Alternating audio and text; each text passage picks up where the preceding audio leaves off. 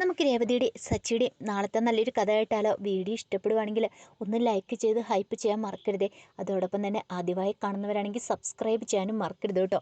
അങ്ങനെ ഒടുവിൽ സച്ചി ആദ്യമായിട്ട് സ്കൂളിലേക്ക് ജോലിക്ക് വന്നിരിക്കുകയാണ്, സ്കൂൾ ബസ് ഓടിക്കാനായിട്ട്. ആ സമയത്താണ് ആദ്യം വിമലയും കൂടെ സ്കൂളിലേക്ക് വരുന്നത്. അപ്പോൾ ആദ്യം സ്കൂളിൽ കൊണ്ടാക്കാനായിട്ട് വരുന്നതാണ്. ആ സമയത്ത് സച്ചി സ്കൂൾ ബസ്സിൽ ഇരിക്കുകയാണ്. അപ്പോഴാണ് ആദ്യം കാഴ്ച കാണുന്നത്. ഇതേ അമ്മമ്മ അങ്ങ് നോക്കിയേ, ഇതേ സച്ചങ്കിളെന്ന് പറഞ്ഞു. ഒരു നിമിഷം വിമല ഞെട്ടിപ്പോയി. ദൈവമേ, എങ്ങാനും കണ്ടാൽ തീർന്നു. പെട്ടെന്ന് അതിയുടെ കയ്യെ പിടിച്ചിട്ട് പറഞ്ഞു, ഇങ്ങോട്ട് വാ, നീ മൈൻഡ് ചെയ്യാനൊന്നും പോകണ്ടെന്ന് പറഞ്ഞിട്ട് വിമല സച്ചിയും ആദ്യം വലിച്ചുകൊണ്ട് പെട്ടെന്ന് അങ്ങോട്ട് ക്ലാസ്സിൻ്റെ അങ്ങോട്ടേക്ക് പോവാണ്. ആദ്യം ചോദിച്ചു, അതെന്താ അമ്മേ? സച്ചി അങ്കിളിനോട് സംസാരിച്ചാൽ എന്താ? അതെ, തൽക്കാലത്തേക്ക് സച്ചി അങ്കിളിനോട് സംസാരിക്കാനൊന്നും പോകണ്ട. അറിയാലോ, സച്ചി അങ്കിളിനോട് സംസാരിക്കുന്നത് നിൻ്റെ അമ്മയ്ക്ക് ഇഷ്ടമില്ലാത്ത കാര്യമാണ്. സ്കൂളിൽ വെച്ച് കണ്ടാലും ഇനിയിപ്പം മൈൻഡ് ചെയ്യാനൊന്നും പോകണ്ട കേട്ടോ എന്ന് പറഞ്ഞു. ആദ്യം സമ്മതിച്ചു.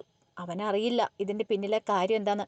എന്നാലും ഒരുപക്ഷെ തൻ്റെ അമ്മയ്ക്ക് ഇഷ്ടമില്ലാത്ത കാര്യമല്ലേ, അതുകൊണ്ട് താൻ ചെയ്യണ്ട എന്നൊരു വിചാരമൊക്കെയായിരുന്നു അവൻ്റെ മനസ്സിലുണ്ടായിരുന്നത്. അങ്ങനെ രാവിലത്തെ സ്കൂളോട്ടം കഴിഞ്ഞ് കഴിഞ്ഞപ്പോഴത്തേനും സച്ചിക്ക് വല്ലാത്തൊരു വിഷമമാണ്. കാരണം വർഷയെ ശ്രീകാന്തും വീട്ടിലില്ല. അപ്പോൾ അവരെ കാണണമെന്നൊരു തോന്നലുണ്ട്. അങ്ങനെ നേരെ എന്ത് ചെയ്തു, മധുസൂദൻ്റെ വീട്ടിലേക്ക് വിടുവാണ്. ഇതുവരെയായിട്ട് സച്ചി അങ്ങനെ പോയിട്ടുള്ളൊന്നുമല്ല. പക്ഷെ സച്ചിക്ക് പോവാതിരിക്കാൻ പറ്റില്ല. വർഷയെ ശ്രീകാന്തിനെ കാണണം. അങ്ങനെ സച്ചി ആ വീട്ടിലേക്ക് ചെല്ലുവാണ്. അപ്പോൾ ഇതിനു മുമ്പ് ഒരു പ്രാവശ്യം സച്ചിയുടെ പോയിട്ടുണ്ട്. വീടും കാര്യങ്ങളൊക്കെ സച്ചിക്കറിയാം. അങ്ങനെ സച്ചിയുടെ കാർ അങ്ങോട്ട് ചെല്ലുമ്പോഴത്തേനും കതവ് തുറന്ന് പുറത്തേക്ക് വരുന്നത് മധുസൂദനാണ്. സച്ചിയെ കണ്ടു കഴിഞ്ഞപ്പോഴത്തേനും പെട്ടെന്ന് മധുസൂദൻ അമ്പരന്ന് പോയി. സച്ചി ഒരിക്കലും വിചാരിക്കാത്ത ഒരാൾ അപ്രതീക്ഷിതമായിട്ട് കടന്നു വരുമ്പം പെട്ടെന്നുള്ള ആകാംക്ഷ അത് മധുസൂദൻ്റെ മുഖത്തുണ്ടായിരുന്നു. മധുസൂദൻ ഓടി ഇങ്ങോട്ട് കിടന്ന് കെട്ടിപ്പിടിച്ച് സച്ചി എന്നും പറഞ്ഞുകൊണ്ട്. സച്ചി വരെ ഞെട്ടിപ്പോയി. സച്ചിക്ക് ഒരിക്കലും പ്രതീക്ഷിക്കാൻ പോലും പറ്റിയില്ല അങ്ങനെ ഒരു കാര്യം. സച്ചി, മോനെ നീ വരുമെന്ന് ഞാൻ പ്രതീക്ഷിച്ചില്ല കേട്ടോ. എനിക്ക് എന്താണ് സന്തോഷമായി, നീ ഇങ്ങോട്ടേക്ക് വന്നല്ലോ, കയറി വാന്ന് പറഞ്ഞു. അങ്ങനെ അകത്തേക്ക് കൂട്ടിക്കൊണ്ട് പോയിട്ട് ഹാളിൽ നിന്നിട്ട് വിളിച്ചു, മഹിമേ, ഇതാരാ വന്നിരിക്കുന്നതൊക്കെ ഇങ്ങ് ഇറങ്ങി വരാൻ പറഞ്ഞു. മഹിമ ഇറങ്ങി വന്നപ്പോൾ മഹിമയുടെ മുഖമൊക്കെ അങ്ങോട്ട് ഇരുണ്ടു. അത്ര സന്തോഷമൊന്നും മഹിമയ്ക്ക് തോന്നിയില്ല. അപ്പോഴേക്കും വർഷയെ ശ്രീകാന്തും ഒക്കെ വന്നു. അവരെ വിളിച്ചു കഴിഞ്ഞപ്പോൾ ശ്രീകാന്ത് ഓടി വന്ന് കെട്ടിപ്പിടിച്ചു. അതുപോലെ തന്നെ വർഷയ്ക്കും ഭയങ്കര സന്തോഷമായിരുന്നു. സച്ചിയാണോ? ആഹാ, ഇത് ഭയങ്കര സർപ്രൈസ് ആയിരിക്കുന്നല്ലോ എന്ന് പറഞ്ഞു. അങ്ങനെ സച്ചി നിൽക്കുന്ന കണ്ടപ്പോഴത്തേനും മധുസൂദനൻ പറഞ്ഞു, മോനെന്താ നിൽക്കുന്നത്, അവിടെ ഇരിക്കാൻ പറഞ്ഞു. അങ്ങനെ ഇരുന്ന് കഴിഞ്ഞപ്പോഴത്തേനും ശ്രീകാന്ത് പറഞ്ഞു, എന്ത് പറ്റി സച്ചേട്ടാ? അത്ഭുതമായിരിക്കുന്നല്ലോ, ഞാൻ കരുതിയില്ല കേട്ടോ, സച്ചേട്ടൻ ഇത്ര പെട്ടെന്ന് ഇങ്ങോട്ടേക്ക് വരുമെന്ന് കരുതിയില്ല എന്ന് പറഞ്ഞു. വർഷ പറഞ്ഞു, എനിക്കാണെങ്കിലോ നിങ്ങളെയൊക്കെ കാണണം എന്നുണ്ടായിരുന്നു. ഞാൻ ഇന്നലെയും കൂടെ ശ്രീകാന്തിനോട് പറഞ്ഞോളെന്ന് പറഞ്ഞു. അത് കേട്ട് കഴിഞ്ഞപ്പം ശ്രീകാന്ത് പറഞ്ഞു, അത് ശരിയാ. ആ സമയത്ത് മധുസൂദനൻ പറഞ്ഞു, പറയുന്നുണ്ടെന്ന് തോന്നരുതെന്ന് പറഞ്ഞു. ശരിക്കും പറഞ്ഞാൽ ഞാൻ എപ്പോഴും ആഗ്രഹിച്ചിട്ടുണ്ട് വർഷയ്ക്ക് ഒരേട്ടന് ഉണ്ടായിരുന്നെങ്കിൽ എന്ന്. ശരിക്കും സച്ചി വർഷയുടെ ഏട്ടൻ്റെ സ്ഥാനത്താണ്. എനിക്കത് പലപ്പോഴും മനസ്സിലായിട്ടുണ്ടെന്ന് പറഞ്ഞു. മുമ്പൊന്നും ഞാൻ തിരിച്ചറിഞ്ഞിട്ടുണ്ടായിരുന്നില്ല, പക്ഷെ ഇപ്പോഴങ്ങനെയല്ല എന്ന് പറഞ്ഞു. അത് കേട്ടപ്പോൾ മഹിമയൊക്കെ അന്താളിപ്പോടു കൂടി മധുസൂദനെ നോക്കുകയാണ്. മഹിമേ, അതെ, സച്ചിക്ക് എന്താണെന്ന് വെച്ചാൽ കുടിക്കാനോ കഴിക്കാനോ എന്ന് വെച്ചാൽ എടുക്കാൻ പറഞ്ഞു. അപ്പോഴേക്കും സച്ചി പറഞ്ഞേ വേണ്ട, എനിക്കൊന്നും വേണ്ടാന്ന് പറഞ്ഞു. അത് പറഞ്ഞിട്ട് കാര്യമില്ല, ഇവിടെ വന്നിട്ട് എന്തെങ്കിലും കഴിച്ചിട്ട് പോയാൽ മതി. അത് കേട്ടതും വർഷ പറഞ്ഞു, സച്ചിയേട്ടൻ ഇവിടെ ആദ്യമായിട്ട് വരുന്നതല്ലേ, കഴിച്ചിട്ട് പോയാൽ മതി എന്ന് പറഞ്ഞു. അപ്പോഴേ സച്ചി പറഞ്ഞു, എനിക്ക് പെട്ടെന്ന് തന്നെ പോകണം, നിങ്ങളെ കൂട്ടിക്കൊണ്ടു പോകാൻ വന്നാന്ന് പറഞ്ഞു. കൂട്ടിക്കൊണ്ടു പോകാനോ? മഹിമയുടെ മുഖമൊക്കെ അങ്ങോട്ട് മാറി. പെട്ടെന്ന് മഹിമ അങ്ങോട്ട് എന്നിട്ട് ചോദിച്ചു, സച്ചി എന്ത് വർത്താനാ പറയണേ? ഇവരെ കൂട്ടിക്കൊണ്ട് പോകാനോ? അവരിന്നലെ ഇങ്ങോട്ട് വന്നല്ലേ ഉള്ളൂ, അതൊന്നും നടക്കില്ല എന്ന് പറഞ്ഞ് ദേഷ്യപ്പെട്ടു. ഓഹോ, അപ്പം അതായിരുന്നു സച്ചിയുടെ മനസ്സിലിരിപ്പില്ലേ? അപ്പോഴേക്കും വർഷ മഹിമയോട് പറഞ്ഞു, അമ്മ എന്താ പറയുന്നത്, അമ്മ ഒന്നും മിണ്ടാതിരിക്കാൻ പറഞ്ഞു.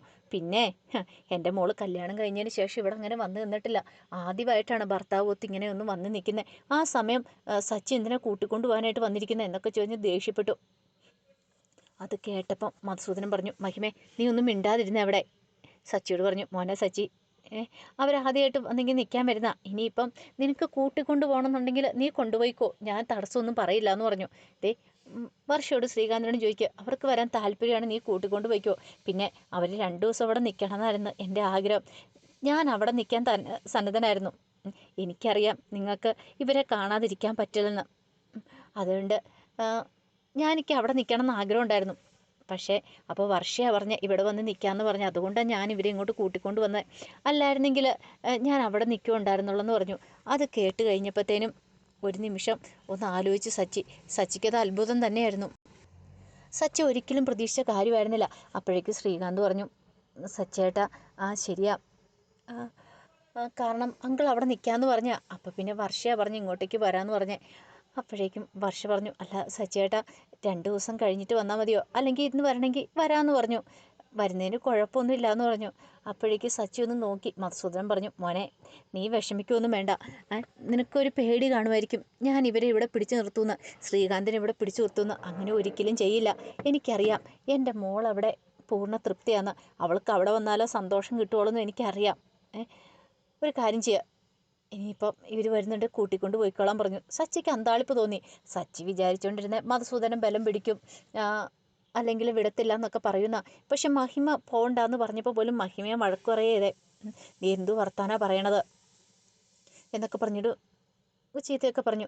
ഒടുവിൽ സച്ചി പറഞ്ഞു, എങ്കിൽ ശരി ഞാൻ ഇറങ്ങുക, നിങ്ങൾ നാളെ വരുമോ എന്ന് ചോദിച്ചു. അപ്പോഴേക്ക് ശ്രീകാന്ത് പറഞ്ഞു, നാളെ ഞങ്ങൾ അങ്ങോട്ട് എത്തിയേക്കാം സച്ചേട്ടാ എന്ന് പറഞ്ഞു. ഒരു ദിവസം കൂടെ ഇവിടെ നിന്നിട്ട് നാളെ അങ്ങോട്ട് എത്തിയേക്കാന്ന് പറഞ്ഞു. സച്ചിക്ക് എന്തോ ഒരു സങ്കടം ഉണ്ടെങ്കിലും ഒരു സന്തോഷമൊക്കെ തോന്നി. കാരണം മുമ്പത്തെ പോലെ ഒന്നും അല്ല, മധുസൂദൻ്റെ ഇടപാട് ഒത്തിരി മാറ്റമുണ്ട്. നേരത്തെ എന്ന് പറഞ്ഞിട്ടുണ്ടെങ്കിൽ ശ്രീകാന്തിനെ അങ്ങോട്ട് അടുപ്പിക്കുന്നത് സ്വന്തമാക്കാൻ വേണ്ടി മാത്രമായിരുന്നു, ആ കുടുംബത്തിൽ നിർത്താൻ വേണ്ടിയിട്ടായിരുന്നു. പക്ഷെ ഇപ്പോൾ സച്ചിക്ക് മനസ്സിലായി അങ്ങനെയല്ല കാര്യങ്ങൾ, താൻ ഉദ്ദേശിച്ച പോലെ ഒന്നും അല്ല. അപ്പോൾ സച്ചി അങ്ങോട്ട് പോയത് പോലും ശ്രീകാന്തിനെയും വർഷേനെയും മധുസൂദനെ അവിടെ പിടിച്ചു നിർത്തുമെന്നുള്ള ഭയം കൊണ്ടായിരുന്നു.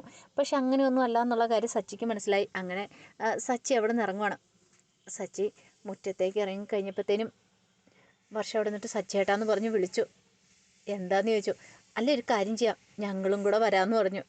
വരാനോ? അതെ ഞങ്ങളും കൂടെ വരാം, അവിടെ നിൽക്കാൻ പറഞ്ഞു. സച്ചിക്ക് അത്ഭുതം തോന്നി. കാരണം കുറച്ച് മുമ്പ് വരെ ഒരു ദിവസം അവിടെ നിൽക്കട്ടെ എന്ന് പറഞ്ഞാണ്. ആ സമയത്ത് മഹിമ പറഞ്ഞു, മോളെ നീ എന്താ ഒരു ദിവസം നിന്നിട്ട് പോയാൽ മതി എന്ന് പറഞ്ഞു. അത് ശരിയാകത്തില്ല, ഞാൻ എന്തായാലും പോവുക, സച്ചേട്ടനോടൊപ്പം ഞങ്ങൾ പോകുക എന്ന് പറഞ്ഞു. അങ്ങനെ ഒടുവിൽ എന്ത് ചെയ്തു, ശ്രീകാന്തും വർഷയും കൂടെ സച്ചിയോടൊപ്പം ഇറങ്ങുവാണ്. അവരങ്ങോട്ട് ഇറങ്ങിക്കഴിഞ്ഞ് മഹിമയ്ക്കാണ് ആകെപ്പാടെ സങ്കടവും ദേഷ്യമാണ്. മഹിമ ദേഷ്യപ്പെട്ട് കഴിഞ്ഞപ്പോൾ മധുസൂദനൻ പറഞ്ഞു, അതെ വർഷയെ കുറ്റം പറഞ്ഞിട്ട് കാര്യമില്ല, ഈ കുടുംബത്തിനേക്കാളും കൂടുതൽ സ്നേഹം കിട്ടുന്ന അവൾക്ക് അവിടെയാണ്. അവിടെ അവളെ പൊന്നു പോലെ നോക്കാനായിട്ട് ഒരു ഏട്ടത്തിയമ്മ ഏട്ടനൊക്കെ ഉണ്ട്. അപ്പോൾ പിന്നെ അവൾ ഇവിടെ നിൽക്കുമെന്ന് തോന്നുന്നുണ്ടോ മഹിമേ? അതുകൊണ്ട് അവൾ പോയെന്ന് പറഞ്ഞു. നമുക്ക് അവളെ പിടിച്ചു വെക്കാനൊന്നും പറ്റില്ല, സ്നേഹത്തിൻ്റെ മുന്നിൽ ആരാണെങ്കിലും തോറ്റു കൊടുക്കും. സച്ചയെ ഞാൻ തിരിച്ചറിഞ്ഞ് വളരെ വൈകിയ, അവൻ്റെ സ്വഭാവം നല്ലതാന്ന് പറഞ്ഞു. ശരിക്കും പറഞ്ഞ് ഇവിടെ തെറ്റ് ചെയ്ത ഞാനാണ്, എൻ്റെ അഹങ്കാരം കൊണ്ട് സംഭവിച്ചു പോയത് അതൊക്കെ, ഒരു തെറ്റിദ്ധാരണയുടെ പ്രശ്നമായിരുന്നു അതൊക്കെ എന്നൊക്കെ പറഞ്ഞുകൊണ്ട് മധുസൂദനൻ അങ്ങോട്ട് കയറിപ്പോയി. മഹിമയ്ക്ക് വിശ്വസിക്കാൻ പോലും പറ്റിയില്ല. അങ്ങനെ ശ്രീകാന്തിനെയും വർഷയും കൊണ്ട് സച്ചി വീട്ടിലേക്ക് വരുവാണ്. രേവതിക്കും ഭയങ്കര സന്തോഷമായി. കാരണം വർഷയും ശ്രീകാന്തും കൂടി ഇല്ലാത്തതുകൊണ്ട് വല്ലാത്തൊരു ബുദ്ധിമുട്ടായിരുന്നു.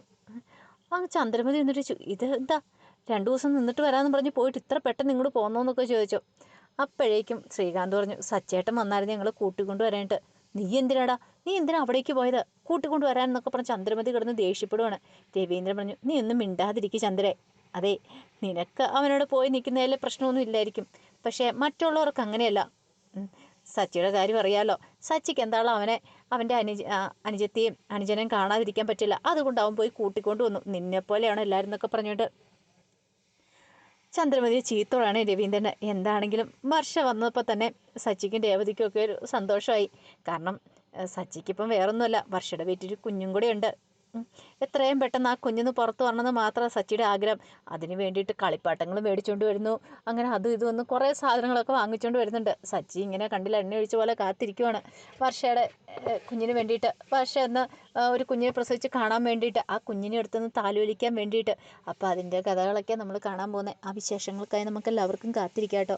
ഒരിക്കൽ കൂടി എല്ലാവർക്കും ശുഭരാത്രി നേർന്നുകൊണ്ട് നിർത്തുന്നു. നന്ദി.